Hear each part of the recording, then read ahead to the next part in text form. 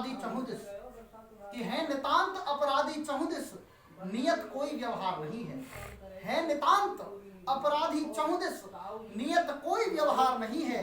राम सरस निर्मल नहीं कोई, रावण सम खुददार नहीं है। राम सरस निर्मल नहीं कोई, रावण सम खुददार नहीं है। सब रावण को बुरा बताते हैं, लेकिन आज के समय में रावण जैसा तो एक भी अपराधी नहीं है।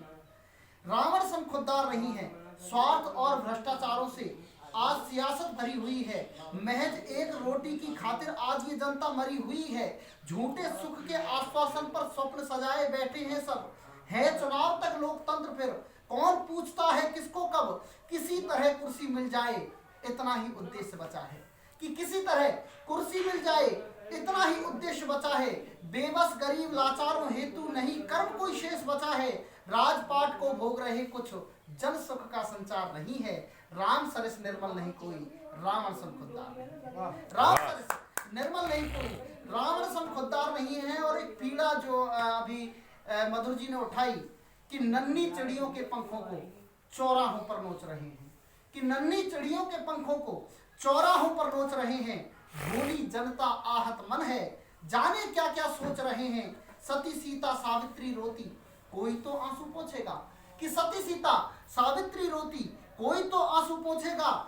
लुटे हुए पावन सतीत्व के बारे में कोई सोचेगा।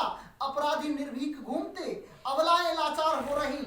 सड़कों पर जनता बैठी है, महलों में सरकार सो रही। जहां न्याय की भीख मांग ले, जहां न्याय की भीख मांग ले, ऐसा कोई दरबार नहीं है। राम सरस निर्मल नहीं कोई, रावण सम खुददार नहीं है। और अंतिम स्पर्श है कि महाकाल का भक्त था रावण, सीता को मात मानता था। कि महाकाल का भक्त था रावण, सीता को मात मानता था। परम ब्रह्म श्री रामचंद्र को अपना तात मानता था। कि महाकाल का भक्त था रावण, सीता को मात मानता था। परम ब्रह्म श्री रामचंद्र को अपना तात मानता था। अपने कुल के तारण हेतु सीता राम विरोध भी था। वेद पुराण शास्त्र गायक को ज्ञान भक्ति का बोध भी था। वेद पुराण शास्त्र गायक को ज्ञान भक्ति का बोध भी था। अहंकार को धारण करके कुल हेतु वरदान दिया।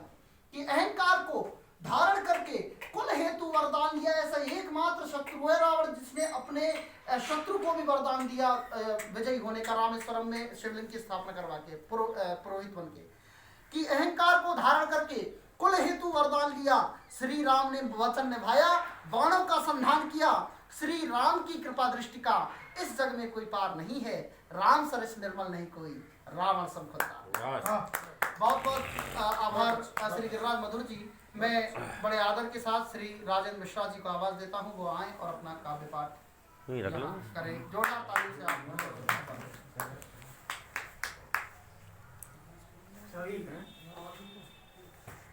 हमारे सम्माननीय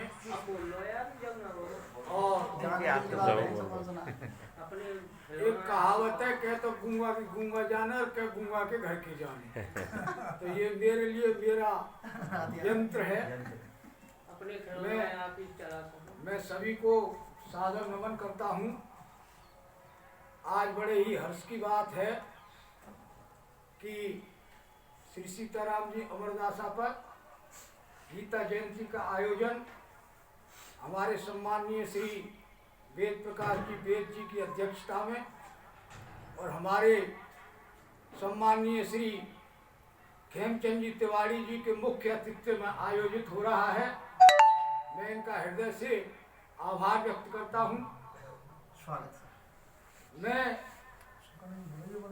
अपने विचारों से जब मुझको अवगत कराया था तो मैं ये समझ रहा था कि भाई आज का पर्व बहुत ही महान पर्व है और दिवस भी महान है।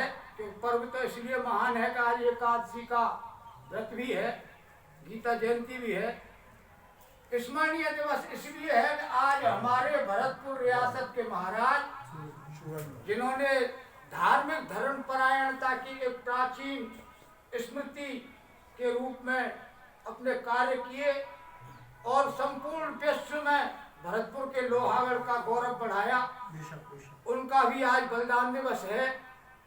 इसके साथ ही आज भारत के दिवंगत प्रधानमंत्री अटल बिहारी वाजपेयी जी का भी बलिदान दिवस पुण्यतिथि दिवस है। इन सभी बातों को लेकर के मेरे मन में अनेक प्रकार की विचारधारा उमड़ी और मैं समय से यूँ जान करके भाई क्या किस तरीके से अभिषेक अमर करने वाले हैं वो देख करके आया जाए। तो मैं जो है आप सभी को बहुत बहुत हार्दिक धन्यवाद देता हूँ कि आपने आज इस धार्मिक परंपरा के अनुसार गीता जयंती का आयोजन यहाँ किया। मुझको नहीं पता कि हमारे केडी शुक्ला जी, हमारे तिवारी जी और हमारे जो ये बुजुर्ग लोग हैं ये हमारी रचनाओं के बारे में कितना जानते हैं।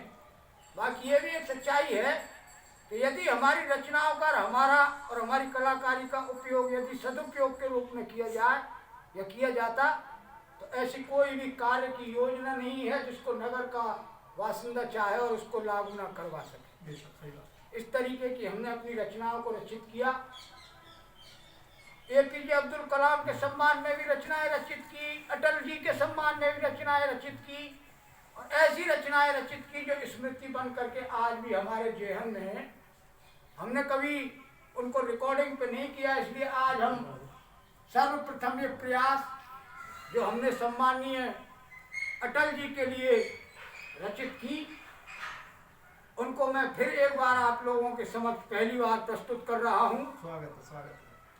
अटल जी जब हमारे भारत देश की खुशहाली के लिए नवाब शरीफ के आमंत्रण पर पाकिस्तान गए थे, उस समय एक संधि बस यात्रा प्रारंभ की। उस संधि बस यात्रा का ध्यान रखते हुए हमने अपनी ये मौलिक रचना रचित की कि अटल की पटल पे देश की सटल खड़ी, कि अटल की पटल पे देश की सटल खड़ी, दिल्ली वाली गाड़ी से तो लाहौर को जाएंगे और कश्मीर दिल मेरा पाक को बताए आए, लालू की तो रावड़ी को चावते तो खाएंगे और हाड़ के हराम सुन सुन ले शरीफ तेरी, गौरी को तो ब्याह अपने संग करते कराएंगे और अर्जुन को निर्माण करे अणु शक्ति भारत पे, कि अर्जुन को निर्माण करे अणु शक्ति भारत पे, देख के नवाब भी शराफत पे आएंगे और अटल की पटल पे देश की सटल लेके दिल्ली वाली गाड़ी से तो लाहौर को जाएंगे। कि पिदुर ने बनाई नीति देश हित साधने की, कि पिदुर ने बनाई नीति देश हित साधने की, उस राजनीति को प्रणाम करता हूँ मैं और सोनू ने बढ़ाया हाथ, ललता ने तीनों साथ, मुलायम ने कीनो बात बात नहीं मान के, कि अटल की पटल पे देश की सटल खड़ी, दिल्ली वाली गाड़ी से तो लाहौर को जाएंगे और कश्मीर दिल मेरा पाक को बताए आए, लालू की तो राबड़ी को चावते तो खाएंगे और कश्मीर दिल मेरा पाक को बताए आए, लालू की तो राबड़ी को चावते तो खाएंगे और हाड़ के हराम सुन सुन ले शरीफ तेरी, गौरी को तो ब्याह अपने संग करते कराएंगे और अर्जुन को निर्माण करे अणु शक्ति भारत पे, देख के नवाब भी शराफत पे आएंगे। कि पिदुर ने बनाई नीति देश हित साधने की, कि पिदुर ने बनाई नीति देश हित साधने की, उस राजनीति को प्रणाम करता हूँ मैं और सोनू ने बढ़ाया हाथ, यानी सोनिया गांधी, के सोनू ने बढ़ाया हाथ, ललता ने तीनों साथ, मुलायम ने कीनो बात बात नहीं मान के, कि 13 दिन 13 माह 13 दल नाच रहे, कि 13 दिन 13 माह 13 दल नाच रहे और 13 माह लोंद को अटल को भी भारी है और 13वीं तो लोकसभा की आई भैया बारी, देखो स्थिर शासन कुशल प्रशासन अटल बिहारी है, कि अटल की पटल पे देश की सटल लेके कारगिल में होए हवाई बमबारी है, अपने हिले डूबे कश्ती डूब रही भारत में, डूब रहे भैया देखो अटल बिहार है, अटल की पटल पे देश की सटल लेके कारगिल में होए हवाई। राजनीति में सब कुछ संभव है। अभी हमने हमारी नगर की ही राजनीति को देखा जिस पर हम कोई कटाक्ष नहीं करना चाहेंगे, ये स्थानीय स्तर की राजनीति का है। हमने उस समय जब मायावती ने कल्याण सिंह से 6-6 महीने का अनुबंध किया, तो 6 महीने आप सरकार चलाओगे, 6 महीने ये सरकार चलाएंगे, इस तरीके का एक गठबंधन होकर के हमारे देश की जनता ने देखा। उस समय के मेरे ये मौलिक विचार हैं कि मेरी भैंस में डंडा क्यों मारा, कि मेरी भैंस में डंडा क्यों मारा, सारे जग से है न्यारा और अटल आंख का है तारा, मेरी भैंस में डंडा क्यों मारा। बीजेपी से ललता बोली, कि बीजेपी से ललता बोली, सुन लो बात हमारी, बूटा को तो बाहर करो, ये पहली शर्त हमारी, मेरी भैंस में डंडा क्यों मारा, डंडा को तो झंडा गाया। दोनों पार्टियों ने अपने झंडा हटा दिया कि डंडा को तो झंडा गाया। बने यहाँ सरकार 6-6 महीना शासन को भी हुए यहाँ तैयार, माया ने तो आगे आके अपना रंग दिलाया, 6 माह यूपी में तो कल्याण को नाच नचाया, और बीजेपी की बारी आई अपना हाथ नचाया, मेरी भैंस में डंडा क्यों मारा, मेरी भैंस में डंडा क्यों मारा। लालू और मुलायम आया, अटल जी को रोकने के लिए कौन कौन आया, कि लालू और मुलायम आया, काशी जैसा हाथी आया, घोड़ा सा घोड़ा दौड़ाया, सोनिया ने हाथ बढ़ाया, जयललिता का मन ललचाया, और 16 माह में अटल को देखो धम से यहाँ गिराया, मेरी भैंस में डंडा क्यों मारा, मेरी भैंस में डंडा क्यों मारा। सारे जग से है न्यारा और अटल आंख का है तारा, मेरी भैंस में डंडा क्यों मारा। जय हिंद। तो हुई मेरी अटल जी के लिए आज की पुष्पांजलि और भावांजलि। हमारे वेद प्रकाश जी बहुत अच्छा हृदय उद्गार लिखते हैं, मैं इनको सदैव आभार व्यक्त करता रहूंगा। यहाँ तक मैं खड़ा हूँ मेरे प्रांगण में, सभी का सम्मान करता हूँ, परंतु मुझसे कभी किसी ने पूछा नहीं कि आखिर ये चल क्यों रहा है और चल क्या रहा है। उसके बारे में भी मैं आपको बता देना चाहता हूँ कि श्री सीताराम जी अमरदासा, श्री सीताराम जी अमरदासा, अमरदासा के बजरंग बली, श्री सीताराम जी अमरदासा, अमरदासा के बजरंग बली। जो श्री सीताराम जी अमरदासा के हक की हिफाजत की बात करे वो तो है जनता, बाकी सब लंका है, वीर रणबंका जाने बजायो डंका है।